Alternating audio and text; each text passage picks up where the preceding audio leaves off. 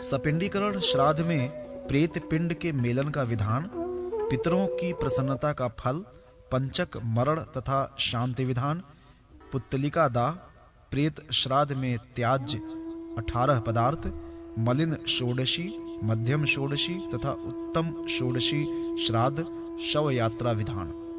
तार्क्ष ने कहा, हे जनार्दन, अब मुझे दूसरा संदेह उत्पन्न हो गया है। यदि किसी भी पुरुष की माता का देहावसान हो गया है किंतु उसकी पितामही, प्रपितामही, वृद्ध प्रपितामही जीवित है, और यदि पिता भी जीवित हो, मातामह, प्रपितामह और वृद्ध प्रमातामह भी जीवित हों, तो उस माता का सपिंडन किसके साथ किया जाएगा? हे प्रभु, इसको बताने की कृपा करें। श्री कृष्ण ने कहा, हे पक्षिन, पूर्व में कहे गए सपिंडीकरण विधान को मैं पुनः कह रहा हूं। यदि माता के उपर्युक्त सभी संबंधी जीवित हैं तो माता के पिंड का सम्मेलन उमा, लक्ष्मी तथा सावित्री के साथ कर देना चाहिए। इस संसार में 3 पुरुष पिंड का भोग करने वाले हैं, 3 पुरुष त्याजक हैं, 3 पुरुष पिंडानुलेप और 10वां पुरुष पक्ति सन्निध होता है। पिता तथा माता के कुल में इन्हीं पुरुषों की प्रसिद्धि होती है। यजमान अपने से पूर्व 10 पुरुषों एवं अपने से बाद के 10 पुरुषों का उद्धार कर सकता है। पहले जो 3 पुरुष बताए गए हैं अर्थात पिता, पितामह तथा प्रपितामह, ये सपिंडीकरण करने पर सपिंड माने गए हैं। जो प्रपितामह के पूर्व वृद्ध प्रपितामह और उनसे 2 पूर्व पुरुष हैं, उन्हें त्याजक रूप में स्वीकार करना चाहिए। इस अंतिम त्याजक पुरुष के बाद जो पुरुष होता है वह प्रथम लेपक होता है। उसके पूर्व में जो अन्य 2 पुरुष होते हैं उन्हें भी उसी लेपक की कोटि में समझना चाहिए। इस कोटि के तीसरे पुरुष के पूर्व में जो पुरुष होता है वह पंक्ति सन्निध है। इस प्रकार 10 पूर्व पुरुषों के बाद स्वयं यजमान एक पुरुष है। भविष्य में जो यथाक्रम 10 पुरुष होते हैं उन सभी को मिलाकर पितरों की संख्या 21 होती है। इस संसार में विधि पूर्वक जो मनुष्य उक्त श्रेष्ठतम श्राद्ध करता है उसमें कर्ता की ओर से कोई संदेह की स्थिति नहीं रह जाती है, तो उसका जो फल होता है तुम उसे भी सुनो। हे खगेश, पिता प्रसन्न होकर पुत्रों को संतान प्रदान करता है जिससे उनकी वंश परंपरा अविच्छिन्न होती है। श्राद्धकर्ता का प्रपितामह प्रसन्न होकर के स्वर्ण दाता हो जाता है। वृद्ध प्रपितामह प्रसन्न होकर श्राद्धकर्ता को विपुल अन्नादि प्रदान करते हैं। श्राद्ध के जो ये फल हैं यही पितरों के तर्पण से भी प्राप्त होते हैं। हे पक्षिन, इस मर्त्यलोक में जिस पुरुष की संतान परंपरा नष्ट हो जाती है वह मृत्यु के बाद उसी प्रकार नरक लोक में वास करता है जिस प्रकार कीचड़ में फंसा हुआ हाथी होता है। नरक भोग प्राप्त करने के बाद वह प्राणी वृक्ष अथवा सरीसृप योनि में जन्म लेता है। वह उस नरक से बिना संतान के निश्चित ही मुक्त नहीं होता। अतः संतान विहीन मरे हुए प्राणी के लिए आचार्य, शिष्य अथवा दूर के सगोत्री अबांधव को उसके उद्देश्य से भक्ति पूर्वक नारायण बलि कर देनी चाहिए। उस कृत्य से पाप विमुक्त होकर वह विशुद्धात्मा निश्चित ही नरक से छुटकारा पा जाता है और स्वर्ग में जाकर वास करता है।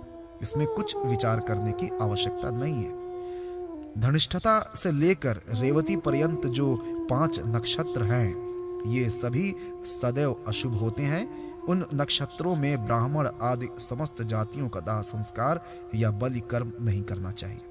इन नक्षत्रों में मृत प्राणी के लिए जल भी प्रदान करना उचित नहीं है। ऐसा करने से वह अशुभ हो जाता है। दुखार्त मृत स्वजन हो तो भी इस काल में लोक शव यात्रा नहीं करनी चाहिए। स्वजन को पंचक की शांति के बाद ही मृतक का सब संस्कार करना चाहिए, अन्यथा पुत्र और सगोत्रियों को उस अशुभ पंचक के कुप्रभाव से दुख ही झेलना पड़ता है। जो मनुष्य इन नक्षत्रों में मृत्यु प्राप्त करता है उसके घर में हानि होती है। इस पंचक की अवधि में जो प्राणी मर जाता है उसका दाह संस्कार तत्संबंधित नक्षत्र के मंत्र से आहुति प्रदान करके नक्षत्र के मध्य काल में भी किया जा सकता है। सदा की गई आहुति पुण्यदायिनी होती है। तीर्थ में किया गया दाह उत्तम होता है।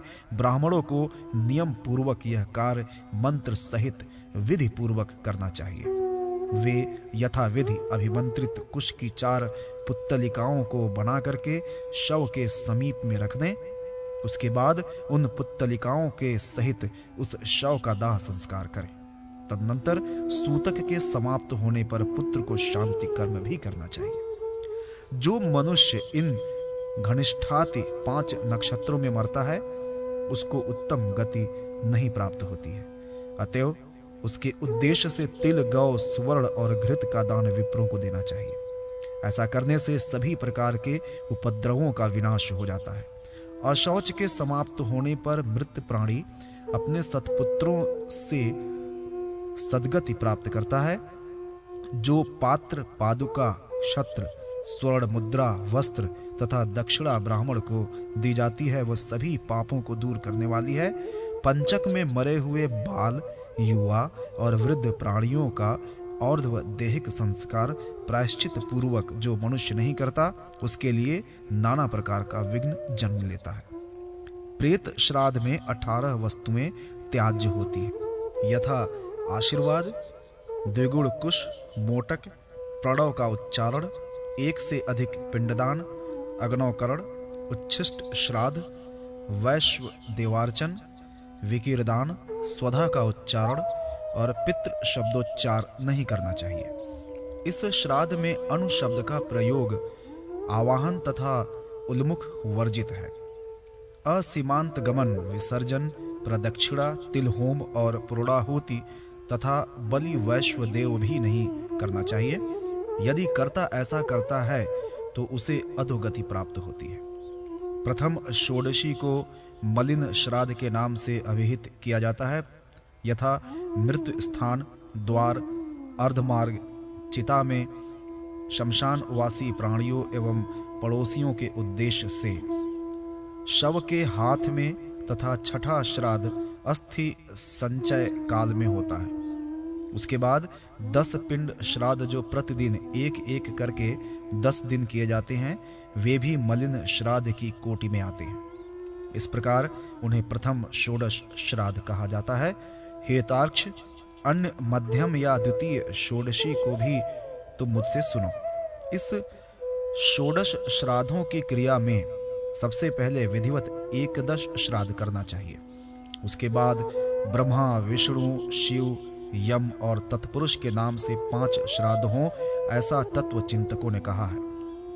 हे खगेश, इन षोडश श्राद्धों के बाद प्रतिमास 1 श्राद्ध के अनुसार 12 श्राद्ध, 11वें मास में ऊनाब्दिक श्राद्ध, त्रिपाक्षिक श्राद्ध, ऊन मासिक और ऊन षाढ़मासिक श्राद्ध करने का विधान है।